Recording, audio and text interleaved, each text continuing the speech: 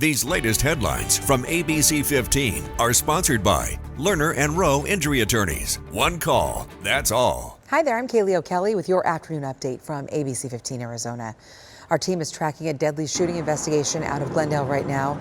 We can tell you 3 people have died, including 2 brothers, and that 5 others are hurt. Police say this happened during a restaurant concert last night, and that's when a group got into a fight which led to gunfire in the parking lot. Police say the shooters are still nowhere to be found. They also say this is an isolated incident, and anyone with information is urged to call police. ABC15 also working to get you an update on this deadly crash near the I-10 and 16th Street involving someone on a motorcycle. Investigators not saying much just yet, but once we get you more information from DPS, we will make that available to you.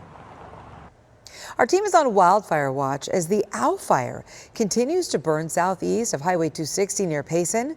Fire crews are telling us this one was triggered by lightning over the weekend and so far burning 65 acres with no containment.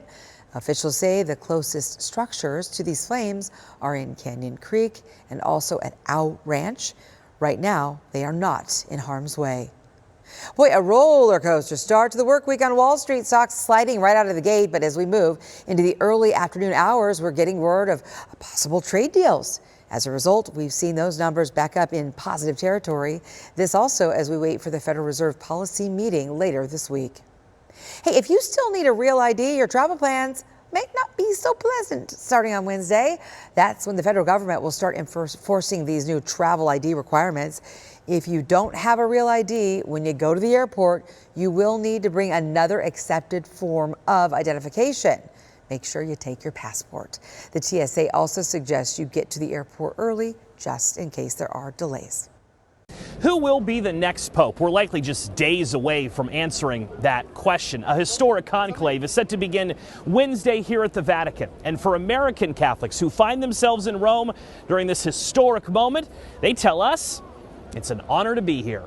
It's sad, but it's kind of happy, that there's going to be a new pope. Oh, it's history in the making, The process to elect a new pope is nearly here. The conclave at the Vatican begins on Wednesday. In St. Peter's Square, sadness over Pope Francis's death has turned into excitement about the possibilities that a new leader may bring.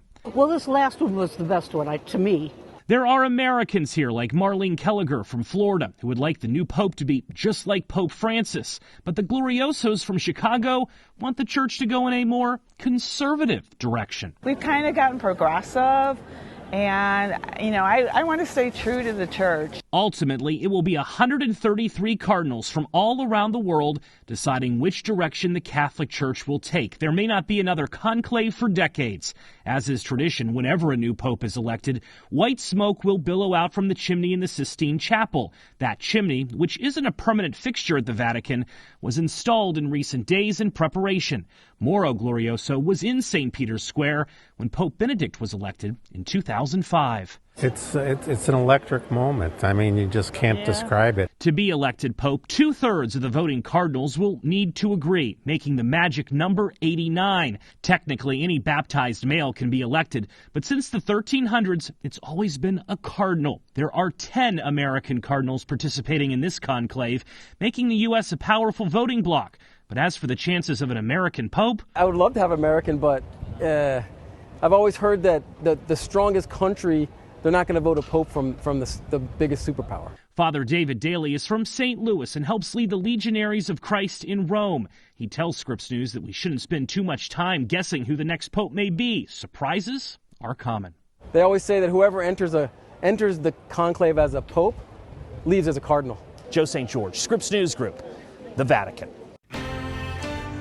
Tracking your most accurate forecast on this now, ABC 15 Weather Action Day. I'm meteorologist Jorge Torres. We have gone with the Weather Action Day for your Monday as a result of scattered showers and thunderstorms producing heavy rain in a few spots, lightning and small hail, which is impacting the commute and also outdoor activities. That'll be the case again late tonight and early Tuesday morning, so morning rush hour will be a concern because of the rain that we're anticipating, which will cause slick roads here and there, and that potentially could continue into early Wednesday. Cooler temperatures also in the forecast. forecast as a result of these rain and snow chances up in the high country. Highs on the 40s in Flagstaff, same for Heber, 50s in Payson, Sedona, and 70s along the I-10 corridor from the valley all the way down to the Old Pueblo. And the storm chances looking promising through at least Wednesday, not just in the valley, but across northeastern parts of the state and in northern Arizona too. Your 7-day forecast showing temperatures heating up and we dry out later this week. But looking now through Wednesday, promising rain chances in the valley and snow chances in the high country. We will have another update for you tonight. Until then, you can get the latest news, weather, and traffic at abc15.com or by simply downloading our free ABC15 mobile app. Get out there and make it a great day, Arizona. These latest headlines from ABC 15 are sponsored by Lerner and Rowe Injury Attorneys. One call, that's all.